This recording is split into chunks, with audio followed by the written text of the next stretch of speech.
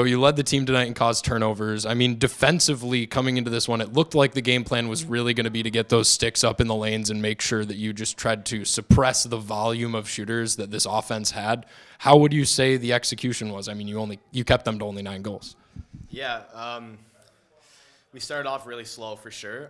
We were let them have shots that we don't usually let them have, giving guys that pocket corner, and they were just stepping in and ripping it, and we weren't getting there and closing the gap early. And then I think we made adjustments to try to close that gap and not let them take those shots. But yeah, we definitely struggled at first, and they were doing good. They were just moving us around, and they were being physical, and that was tough for sure.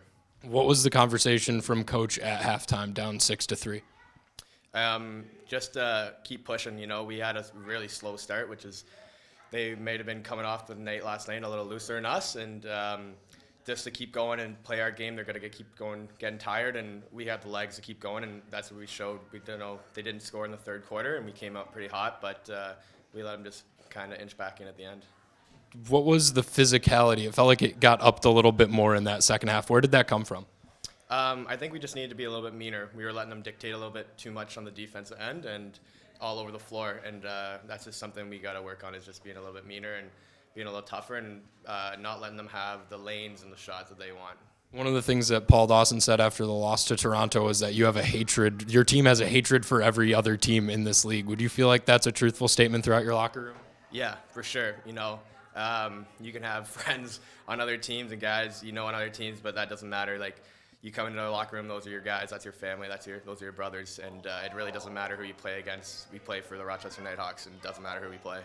You were missing Dan Coates for almost 2 months on this defensive end, and a lot of guys had to just step up and grow. Now you have him back. How has it been 2 weeks with Dan Coates back in the lineup? Yeah, it's really nice. You know, Coates is just such a good leader. He's vocal, he's loud, he's intense. He picks up everyone else that's down, and he's just a great guy all around, and it's just nice to have him back. It's good to see him back for sure. When are you not surprised that Rylan Hartley stops the ball?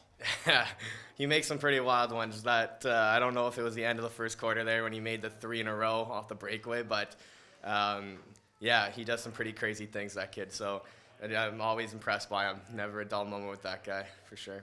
Walking outside, are you excited for the Vegas trip next week? Yeah, you know, I think Vegas is something we've been looking for, but we have a job to do. We need to go down there and win. You know, our division's pretty tight. You know, Toronto lost, Buffalo lost.